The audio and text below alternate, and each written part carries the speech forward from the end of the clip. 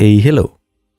Balik lagi di channel Spoiler Moon dan kita akan lanjutkan lagi spoileran dari bab sebelumnya. Sebelumnya diceritakan kalau Fang Yuan akhirnya berhasil lepas dari klan Bai. Meskipun dalam perjalanan akhirnya di situ Fang Yuan harus mendapatkan luka bakar yang cukup serius. Oleh karena tetua dari klan Bai kemudian mengorbankan dirinya, meledakkan diri dengan niat untuk menyingkirkan Fang Yuan dan Bai Ning. Tapi rupa-rupanya justru Fang Yuan dan Bai Ning berhasil melarikan diri. Karena itu pengorbanan dari sang tetua pun sia-sia. Sejak saat itu, pemimpin klan Bai dan seluruh klan Bai tentunya menjadikan Fang Yuan sebagai musuh abadi, termasuk Daoku dari klan Xie. Ya, tentunya nanti Daoku akan muncul lagi ya, entah di mana. Sebagaimana untuk menghentikan Fang Yuan atau mungkin ya sebagai pelengkap cerita. Kita akan lihat bersama saja dinamikanya nanti dan kita akan lanjutkan lagi ceritanya di part 32. Waktu berlalu dan kini matahari pun sudah mulai terbenam. Fang Yuan merasa sudah pergi cukup jauh, lalu memutuskan untuk melakukan pendaratan. Lagi pula, jika mereka terbang di malam hari, itu justru akan semakin berbahaya. Di mana ini? Tanya Bai Ning sambil melompat dari burung dan mengamati sekeliling.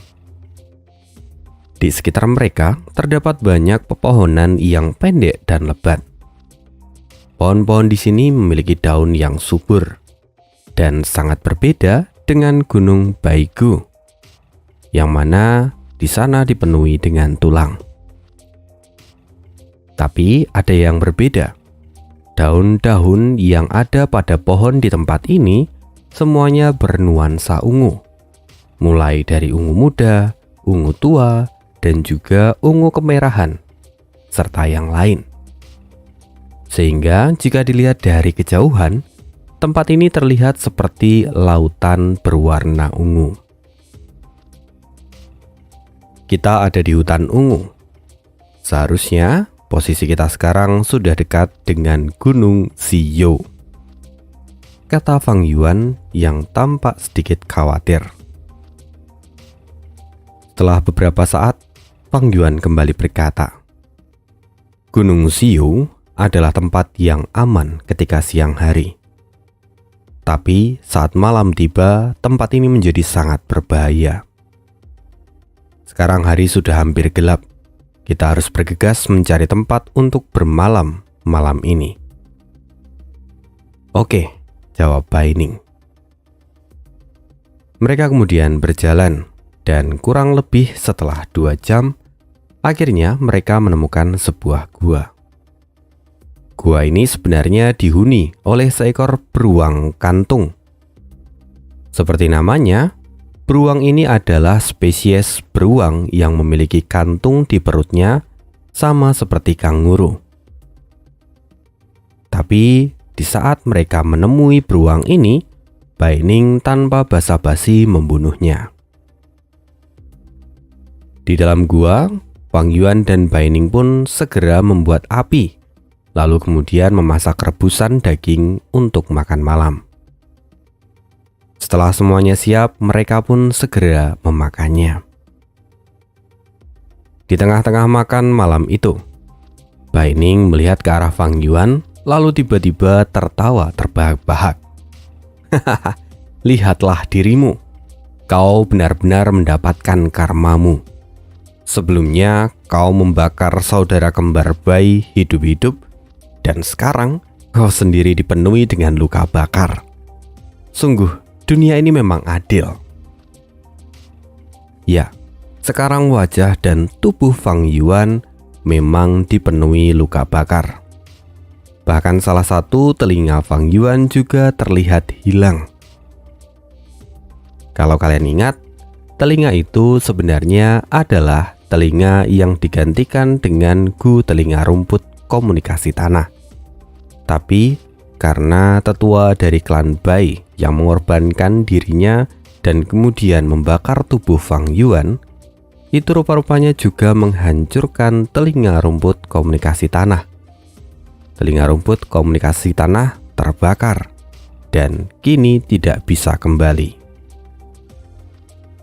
Melihat kondisi dari Fang Yuan saat ini, mungkin kita akan menaruh iba jika kita tidak tahu watak asli dari Fang Yuan. Pada akhirnya kau cukup beruntung. Kita masih memiliki gu, tulang, dan daging. Dengan begitu, tubuhmu dapat pulih sepenuhnya.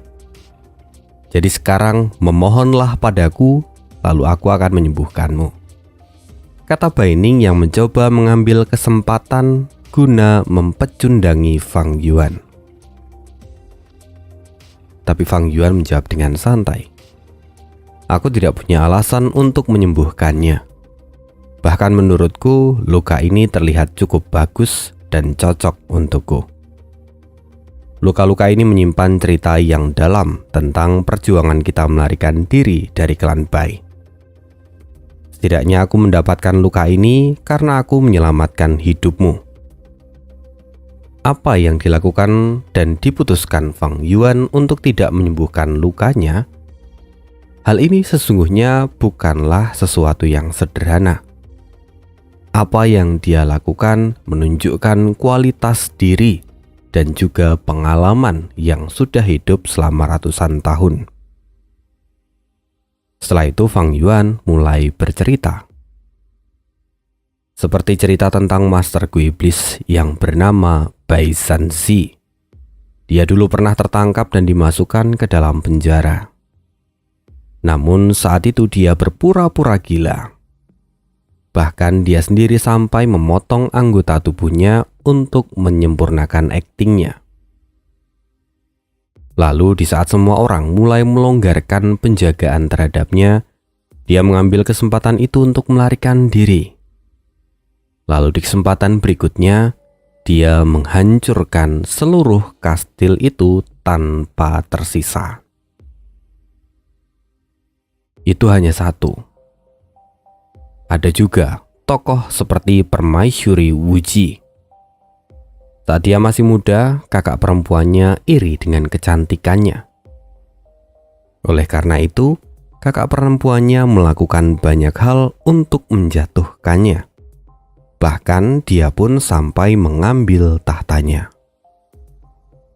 Sampai pada akhirnya, Permaisuri Wuji memutuskan untuk memotong hidungnya dan merusak wajahnya sendiri. Tindakan ini cukup ekstrim, dan itu rupa-rupanya membuat kakak perempuannya menyesali tindakan yang sudah dia lakukan. Dan sejak saat itu, kakak perempuannya tidak pernah lagi mengganggu Permaisuri Wuji, dan Permaisuri Wuji mendapatkan tahtanya. Apa yang terjadi setelahnya? Permaisuri Wuji tidak mengembalikan dan menyembuhkan lukanya. Dia membiarkan semuanya itu sebagai sebuah pertanda untuk dirinya sendiri. Mereka berdua sungguh menjadi contoh sejarah yang tidak segan mengorbankan dirinya hanya untuk mencapai tujuan mereka.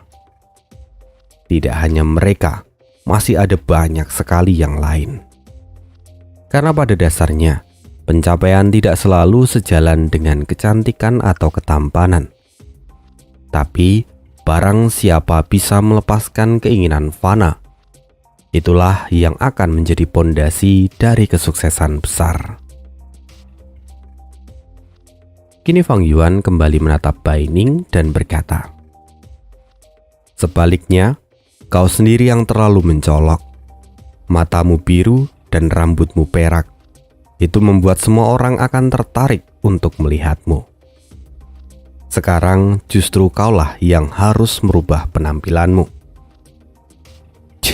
Aku tidak mau mengakuinya. Tapi sepertinya ucapanmu memang benar kali ini. Sepertinya mengganti penampilan adalah ide yang cukup bagus untukku. kata Baining sambil memikirkan semua itu. Sementara itu, Fang Yuan kini tampak menghitung untung dan rugi dari perjalanan mereka ke Gunung Baigu. Bahkan jika dia harus kehilangan beberapa gu, seperti telinga komunikasi tanah, gu kelabang emas gergaji mesin, dan juga beberapa gu lainnya, tapi kali ini dia mendapatkan begitu banyak keuntungan. Salah satunya, Fang Yuan sendiri mendapatkan warisan lengkap dari Gunung Baigu. Bahkan, dia juga mendapatkan bonusnya, yaitu gu pembersih panas yang merupakan gu penyembuh yang selalu ia cari. Meski tubuhnya penuh dengan luka bakar, tapi perjalanan kali ini adalah perjalanan yang sangat menguntungkan untuk dirinya. Setelah itu, mereka kemudian mulai beristirahat dan berjaga secara bergantian. Lagi pula, Gunung Ziyou adalah gunung yang sangat ramai ketika malam tiba. Bagaimanapun, mereka harus selalu bersiaga kalau tidak ingin kehilangan nyawa. Singkat cerita, malam pun hampir berakhir dan fajar sudah bersiap di ufuk timur. Sepanjang malam suara auman tidak pernah berhenti. Bahkan sampai sekarang pun masih terdengar suara pertarungan di dekat tempat mereka. Oleh karena itu Baining dan Fang Yuan kemudian mencoba untuk mencari kesempatan dan mulai bergerak ke arah sumber suara itu. Setelah sampai, mereka melihat bahwa di depan mereka saat ini ada macan tutul hitam dan juga 2 ular piton sisik hitam. Mereka sedang bertarung habis-habisan. Terlihat macan tutul hitam itu kini mulai terpojok dan hampir tidak bisa memberikan perlawanan. Sedangkan di sisi lain, ular piton pun terlihat terluka di beberapa tempat. Lalu, di saat ular piton itu hendak menghabisi macan tutul hitam, rupanya auman lain terdengar dan sosok macan tutul hitam yang perkasa muncul di ujung tebing. Rupa-rupanya, sosok macan tutul ini adalah macan tutul jantan, pasangan dari macan tutul yang tadi kewalahan melawan ular piton. Saat merasakan kedatangan bahaya dari macan tutul hitam, kedua ular piton hitam itu segera melarikan diri dari sana.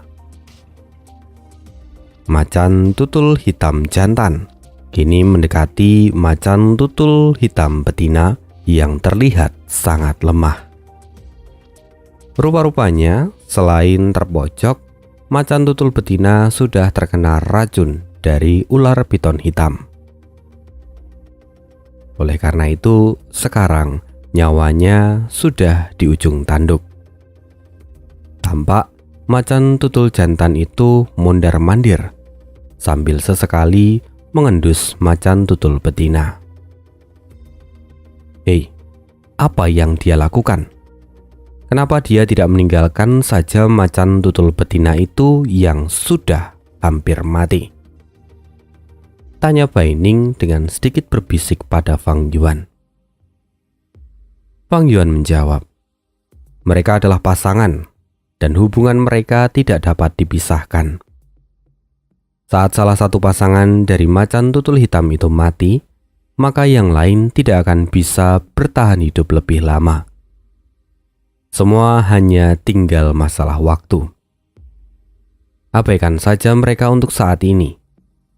Dan ayo kembali, aku mau tidur, kata Fang Yuan yang kemudian berbalik dan meninggalkan tempat itu. Sementara Baining, rupa-rupanya dia tidak mau kembali dan masih tampak berjaga di sana.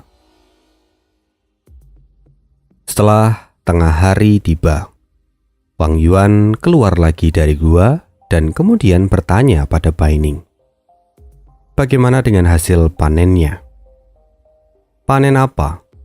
Bukankah kau sendiri sudah melihat pertarungan mereka? Sebagian besar gu mereka hancur saat pertarungan itu. Sudah tidak banyak lagi yang bisa diambil dari mereka, kata Baining sambil menghela nafas. Meskipun gu mereka itu banyak yang tidak terselamatkan, tapi bukan berarti tidak ada buah yang tidak bisa kita panen, ucap Fang Yuan sambil berjalan menuju ke arah mayat macan tutul hitam. Fang Yuan kini berjalan dan kemudian mengeluarkan 2 buah daun ungu dari telinga kiri macan tutul jantan dan dari telinga kanan macan tutul betina. Rupa-rupanya itu adalah gu penyembunyi nafas. Ini adalah gu jenis rumput peringkat 3. Kemampuan utamanya adalah menyembunyikan aura dan tingkat kultivasi dari penggunanya. Ya, ini adalah gu yang memungkinkan penggunanya untuk melakukan kamuflase. Gu ini juga sangat cocok untuk digunakan para master gu yang berperan sebagai badan intelijen, alias mata-mata. Fang Yuan sendiri pernah bertemu dengan pengguna dari gu ini di kehidupan sebelumnya. Karena kemampuannya, dia bahkan sampai dijuluki sebagai Raja Pemburu. Bukan tanpa alasan, itu karena kemampuannya dalam menyembunyikan diri dan kemudian menghabisi mangsanya. Karena kemampuannya, dia juga menghasilkan begitu banyak uang dengan menjual hasil buruannya ke pasar. Sungguh, gu ini adalah gu yang sangat bermanfaat. Dan seharusnya gu ini baru akan muncul di dunia sekitar 150 tahun yang akan datang. Tapi saat ini, Fang Yuan justru sudah mendapatkannya. Setelah itu Fang Yuan mulai melanjutkan perjalanannya. Dia meminjamkan gu penyembunyi aura pada Baining, dan mereka pun menghindari begitu banyak bahaya oleh karena bantuan dari gu ini. Mereka terus berjalan sampai menemukan jalan setapak. Jalan yang merupakan peninggalan dari para manusia. Oleh karena itu, Fang Yuan dan Baining mulai melakukan penyusuran. Sampai pada akhirnya, mereka tiba di sebuah lembah dengan desa kecil di bagian tengah tempat itu. Desa ini dikelilingi oleh tembok batu dan juga beberapa penjaga berdiri di beberapa titik. Fang Yuan mengamati mereka dan kemudian berkata, "Mereka hanya manusia biasa. Tidak ada yang perlu dikhawatirkan. Sekarang ayo pergi." "Hei, tunggu. Apa kau yakin kita akan datang di saat seperti ini?" tanya Baining yang tampak terhenti sejenak. Bagaimanapun, jika mereka keluar saat ini, maka penduduk desa pasti akan mencurigai mereka. Apalagi di alam liar, sudah menjadi hal yang lumrah untuk mewaspadai orang-orang yang mencurigakan. Sayangnya Fang Yuan mengabaikan ucapan Baining dan berjalan menuju desa. Melihat itu, Baining hanya bisa menghela nafas panjang dan kemudian mengikutinya. Melihat kedatangan Fang Yuan, seorang penjaga yang berdiri di sana segera menyapa. "Selamat sore. Bolehkah saya bertanya, ada urusan apa gerangan kedua master gu yang terhormat datang ke tempat ini?" Penjaga itu bertanya dengan sangat sopan, lantaran dia tidak tahu identitas sebenarnya dari Fang Yuan serta Baining. Dia hanya takut jika Fang Yuan dan Baining ini adalah seorang master gu, yang mana itu mungkin saja menyebabkan kehancuran bagi desanya. Fang Yuan perlahan tersenyum dan berkata, "Tuan tidak perlu terlalu sopan. Kami hanya manusia biasa dan bukanlah seorang Master Gu. Mendengar itu terlihat sekali bahwa penjaga ini tampak menghela napas lega. Lalu salah satu penjaga yang lebih muda segera maju dan mencibir. Bukankah itu sudah jelas? Tidak mungkin makhluk buruk rupa seperti dia bisa menjadi salah seorang dari Master Gu yang terhormat. Tampangnya saja terlihat sangat menyedihkan. Junior, kau tidak sopan. Diamlah. Potong penjaga yang lebih senior dan memarahinya. Setelah selesai, penjaga itu kembali bertanya, "Kenapa kalian berdua bisa sampai di sini? Apa kalian berasal dari desa di belakang gunung ini?" Fang Yuan segera maju dan berkata, "Itu benar, kami berasal dari sana. Sebelumnya, kami sedang membawa gerobak yang berisi bambu dan daging asin. Kami datang kemari dan berpikir untuk menjualnya. Tapi sayang, kami bertemu macan tutul di dalam perjalanan. Sungguh itu adalah pengalaman yang mengerikan. Kami sampai harus berlarian ke sana kemari hanya untuk menyelamatkan diri. Sekarang semua barang kami tertinggal, dan kami bahkan tidak berani kembali. Jika boleh, kami ingin meminta bantuan untuk bermalam di sini. Lalu besok pagi-pagi kami akan kembali dan mengambil gerobak itu," kata Fang Yuan yang saat ini tampak sangat mendramatisir keadaan. Mendengar itu, kewaspadaan penjaga pun berkurang. Kini bahkan dia pun merasa iba. "Nasib kalian sungguh malang. Sudah, mari masuk. Setidaknya kami bisa memberimu tempat tinggal untuk malam ini. Jadi berhentilah bersedih," kata penjaga senior yang kemudian mempersilahkan Fang Yuan dan Bai Ning. Lalu setelahnya penjaga senior itu juga memerintahkan penjaga yang lebih muda untuk memberitahu tetua dan juga kepala desa. Meski pada awalnya penjaga muda itu tampak enggan, setelah dimarahi oleh penjaga senior, dia pun hanya bisa mengikuti perintah. Singkat cerita, mereka berdua masuk ke dalam desa. Mereka disambut dengan cukup baik, bahkan mereka juga mendapatkan makan. Sungguh desa ini adalah tempat yang aman dan nyaman, tidak seperti yang dibayangkan oleh Bai Ning.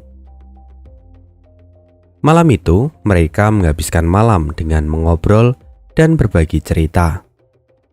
Tentu apa yang diceritakan oleh Fang Yuan itu hanyalah kebohongan belaka. Setelah ngobrol, Fang Yuan kemudian pergi mengelilingi desa dan kemudian berhenti di sebuah rumah kumuh. Fang Yuan melihat seorang wanita lanjut usia yang saat ini sedang kesusahan untuk mengambil air di sumur di depan rumahnya. "Bibi, biarkan saya membantumu," kata Fang Yuan sambil berjalan menuju ke orang tua itu. Sikap Fang Yuan sungguh manis dan berubah 180 derajat. "Anak muda, apa kamu orang luar?" tanya wanita tua itu sambil tersenyum. "Benar, kami kemari karena musibah yang menimpa kami di jalan. Sekarang biarkan saya membantumu dan juga kami jika diizinkan ingin menginap di tempatmu," kata Fang Yuan. "Oh, tentu. Aku akan sangat menghargai hal itu," jawab wanita tua itu yang kini terlihat senang. Mungkin karena dia sudah lama tinggal sendirian. Jadi mendapatkan teman itu menjadi hal yang sangat membahagiakan untuknya. Sementara itu Bai Ning hanya melihat semua yang dilakukan oleh Fang Yuan tanpa berkomentar sedikit pun. Dia semakin sadar bahwa Fang Yuan benar-benar mahir dalam berakting dan memanipulasi keadaan. Setelah selesai mengambil air, Fang Yuan kemudian memotong kayu dan bahkan dia juga membantu memasak. Setelah semuanya selesai, mereka pun makan malam bersama. Dan kemudian Fang Yuan sambil menceritakan kisahnya pada wanita tua itu. Sekali lagi, cerita itu jelas adalah cerita karangan belakang. Tapi cerita ini sungguh menyentuh hati dari nenek tua itu. Bahkan, air matanya tidak berhenti mengalir setelah mendengar cerita Fang Yuan. Setelah itu mereka lanjut ngobrol, hingga akhirnya wanita tua itu pun terlelap. Setelah itu Fang Yuan kini duduk bersila di atas kasur dan mulai memeriksa aparatur miliknya. Di sana dia melihat bahwa seluruh gu miliknya dalam kondisi yang baik. Hanya satu yang mengganggu pikirannya. Itu adalah gu kesatuan daging dan tulang, yang mana itu berbentuk sepasang gelang. Jika Fang Yuan ingin menyempurnakan, maka dia harus memisahkan gu itu dan kemudian memberikan salah satunya pada Bai Ning. Karena hanya dengan begitu, gu kesatuan daging tulang bisa digunakan secara maksimal. Tidak lama setelahnya, Fang Yuan kemudian membuka mata. Dan di saat itu Bai Ning memulai obrolan di antara mereka. "Apa rencanamu selanjutnya?" tanya Bai Ning. "Tujuan kita selanjutnya adalah Gunung Sangliang," jawab Fang Yuan. "Gunung Sanglian? Apa maksudmu itu adalah gunung yang berada di bawah komando klan Sang?" tanya Bai Ning sambil mengerutkan dahinya. Sesungguhnya klan Sang adalah salah satu kekuatan utama di wilayah perbatasan selatan. Kekuatan klan Sang bahkan tidak lebih lemah dari klan Xie ataupun klan Fei. Satu-satunya klan yang berada di atasnya hanyalah klan Wu. Belum lagi, klan Sang sangat terkenal karena wilayah mereka adalah pusat bisnis dan perdagangan. Sehingga berbagai macam orang pasti berkumpul di sana. Kita sudah melakukan kejahatan yang tidak termaafkan pada klan Bai. Mungkin saja mereka sudah mengirimkan orang untuk mengejar kita. Jika kita pergi ke kota Sang, bukankah itu hanya akan menimbulkan masalah baru? Tanya Bai Ning. Sayangnya, dari seluruh tempat di wilayah perbatasan selatan, hanya ada 2 kota yang mungkin menerima kita. Dan salah satunya adalah kota Sang. Jadi, kita tidak bisa membuat pilihan untuk sekarang, kata Fang Yuan. Mendengar itu, Bai Ning berpikir sejenak. Lalu dia berkata, "Baiklah, jika itu adalah keputusanmu. Tapi sebenarnya apa yang ingin kau cari? Aku pernah mendengar bahwa kota Sang menjual berbagai macam barang, dan kita mungkin bisa membeli apapun di sana. Apa itu sebenarnya yang sedang kau incar?" Fang Yuan menggelengkan kepala. "Sayangnya semua itu tidak menarik untukku. Seluruh tempat itu hanya menjual barang kualitas rendah, dan kita hanya akan buang-buang waktu dengan semua itu. Tujuanku jelas adalah mencari barang yang langka dan bagus. Sama seperti Guyang misalnya," kata Fang Yuan yang kemudian tertawa. Karena kata-katanya itu ditujukan untuk mengejek Bai Ning. Benar saja, Bai Ning mendengus kesal ketika mendengar ucapan Fang Yuan. Lalu, Fang Yuan tiba-tiba mengubah topik pembicaraan mereka. Dia kemudian berkata, "Sekarang kota Sang adalah tempat yang paling cocok untuk kita. Di sana ada banyak toko yang menjual guom yang cocok untuk kebutuhan kita. Meski sekarang kita memiliki beberapa guom yang bagus, tapi apa yang kita miliki hampir semuanya tidak cocok satu sama lain. Jika kita memiliki Guwom yang bisa saling melengkapi satu sama lain, maka itu akan memberikan kita kekuatan bertarung yang lebih besar lagi. Mendengar itu, Baining pun setuju, karena memang pada dasarnya semua Master Gu yang hebat pasti memiliki sepaket Guwom yang saling melengkapi. Untuknya, Fang Yuan sudah menyimpan banyak sekali Gu tombak tulang dan juga Gu tombak tulang spiral, sehingga mereka dapat menjualnya dan mendapatkan lebih banyak Primeval Stone. Selain itu, Fang Yuan juga memiliki Lotus harta karun esensi surgawi yang bahkan bisa menghasilkan Primeval Stone. Kedua sumber ini sudah seperti tambang emas bagi Fang Yuan. Tapi, di balik semua itu, kita tidak boleh lupa bahwa MC kita itu adalah iblis sejati. Iblis yang bahkan lebih licik dan kejam jika dibandingkan dengan Shofan. Artinya, di balik semua itu Fang Yuan pasti memiliki maksud tersembunyi. Dan memang tujuan utamanya ke kota Shang adalah untuk mendapatkan Gu legendaris yang tersimpan di sana. Sungguh tidak ada yang tahu kekacauan seperti apa yang akan diciptakan oleh iblis satu ini. Dan setelah itu, Fang Yuan kembali bicara pada Baining. Perjalanan ke kota Shang masih jauh dan kita harus membuat persiapan yang matang.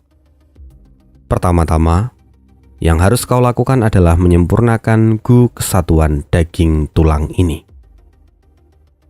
Baining tampak berpikir sejenak. Bagaimanapun dia sudah mulai hafal dengan watak Fang Yuan, sehingga dia pun perlu melakukan persiapan. Setelah itu, Baining menerima Gu kesatuan daging tulang dan segera menyalurkan Primeval Essence untuk menyempurnakannya. Setelah selesai, rupa-rupanya terjadi perubahan pada Gu kesatuan daging tulang. Gu itu perlahan menghilang dan kemudian sebuah tanda seperti tato muncul di pergelangan tangan Fang Yuan dan Baining. Bentuknya melingkar. Di tangan kiri Fang Yuan tampak berwarna hijau, sedangkan di tangan kanan Baining terlihat berwarna merah. Setelah kemunculan tanda ini, seketika mereka berdua seolah dapat merasakan sensasi baru yang selama ini belum pernah mereka rasakan. Seolah-olah keduanya saling tahu perasaan satu sama lain, dan mereka seperti mendapatkan sebuah chemistry. Perasaan ini jelas membuat Baining merasa tidak nyaman. Dia bahkan sampai merasa mual setelahnya.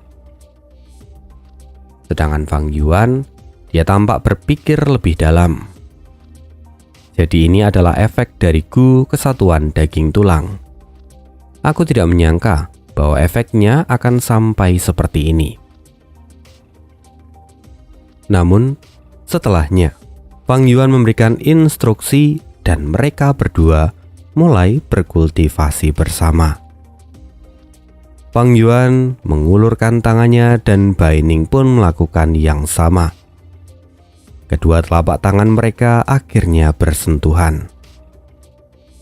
Setelah itu, Fang Yuan yang pertama, dia mulai mengalirkan Primeval Essence miliknya dan kemudian perlahan bergerak menuju ke tubuh Baining.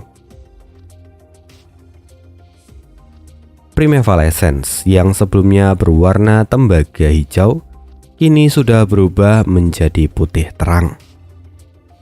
Merasakan semua itu, Baining pun berseru, "Kau berhasil, Fang Yuan."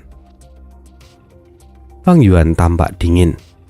Ya, tapi di sisi lain, aku sudah menyalurkan 10% Primeval Essence-ku. Sayangnya kau hanya menerima 3/5 bagian, sedangkan 2/5 bagian sudah hilang dalam proses. ini sesungguhnya cukup merugikan, kata Fang Yuan. Mendengar itu, Bai Ning sendiri terkejut. Lagi pula efisiensi dalam proses ini akan sangat bergantung pada kedua penggunanya. Semakin tinggi rasa percaya mereka, maka semakin tinggi pula Primeval Essence yang terbuang. Semakin tinggi rasa percaya mereka, maka akan semakin sedikit pula Primeval Essence yang terbuang. Sedangkan mereka berdua sendiri saat ini tidak memiliki hubungan yang cukup baik. Setelah semua itu, Fang Yuan kembali berkata, "Sekarang giliranmu." Mereka pun kembali mengulang prosedurnya. Segera Bai Ning menyalurkan 10% Primeval Essence perak putih miliknya ke dalam aparatur Fang Yuan. Dan di saat itu sesuatu yang mengejutkan terjadi. Jika sebelumnya Bai Ning dapat menyerap Primeval Essence dari Fang Yuan dengan mudah, tapi kali ini berbeda. Bahkan sebelum Primeval Essence dari Bai Ning sampai ke aparatur Fang Yuan, aparatur Fang Yuan seketika bergetar dan bahkan Fang Yuan berteriak karena merasakan sakit yang sungguh luar biasa. Ya, ini bukanlah kesalahan. Semua terjadi karena perbedaan tingkat kultivasi di antara mereka. Bahkan jika Bai Ning hanya menyalurkan 10% Primeval Essence miliknya, tapi bagi Fang Yuan itu adalah energi yang sangat besar. Tentu saja aparatur Fang Yuan menjerit karena hal ini. Sama seperti balon yang kemudian ditiup, aparatur Fang Yuan seperti membengkak dan bisa meledak kapan saja. Melihat kondisi ini, Bai Ning menjadi ragu untuk melanjutkannya. Dan begitulah Bai Ning menghentikan aliran Primeval Essence miliknya. Di sisi lain, Fang Yuan akhirnya tidak lagi merasakan kesakitan. Dia mulai mendapatkan kembali kesadarannya. Setelah semua itu, Fang Yuan melakukan evaluasi bahwa dari yang diberikan oleh Bai Ning, saat ini dia hanya bisa mendapatkan sekitar 1/5-nya saja. Tidak kusangka jika kualitas Primeval Essence yang terlalu tinggi justru akan memberikan dampak yang sebesar ini. Gumam Fang Yuan yang kini tampak kesal. Tapi tentu, Fang Yuan tidak menyerah di sana. Dia masih melanjutkan kultivasinya sepanjang malam. Dan akhirnya dia bisa mencapai puncak dari tahap 1. Ini adalah pencapaian yang sungguh luar biasa. Pencapaian yang tidak pernah ia dapatkan sebelumnya. Karena dari tingkat 1 tahap menengah, kini Fang Yuan sudah mencapai tingkat 1 tahap puncak hanya dalam waktu semalam. Ini jelas membuat Fang Yuan menjadi ketagihan. Bahkan dia sampai merubah rencana awal mereka yang berniat hanya menginap 1 hari. Tetapi karena apa yang ditemukan oleh Fang Yuan, mereka memutuskan untuk bertahan lebih lama. Fang Yuan memutuskan bahwa sebelum dia pergi, dia harus sudah mencapai tingkat 2. Setelah itu, Fang Yuan pun melanjutkan kehidupannya di desa dan membantu wanita tua di tempat dia tinggal. Lalu di malam hari, dia akan berkultivasi bersama dengan Bai Ning. Ya, sekian dulu spoileran kali ini. See you dan sampai jumpa lagi. Bye.